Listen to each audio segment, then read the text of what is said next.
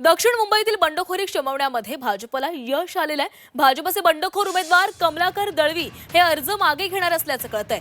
विधानसभा अध्यक्ष राहुल नार्वेकर यांच्या मध्यस्थीनंतर हा निर्णय घेण्यात आलेला आहे।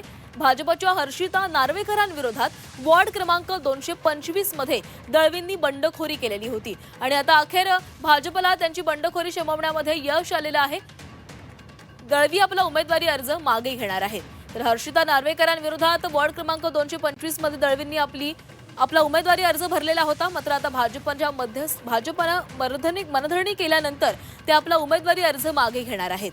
दक्षिण मुंबईमधून महत्त्वाची बातमी। दक्षिण मुंबईतील बंडखोरी शमवण्यात भाजपला यश आलेलं आहे। भाजपचे बंडखोर उमेदवार कमलाकर दळवी आज आपला अर्ज मागे घेणार आहेत। विधानसभा अध्यक्ष राहुल नार्वेकर यांच्या मध्यस्थीनंतर हा निर्णय घेण्यात आला आहे।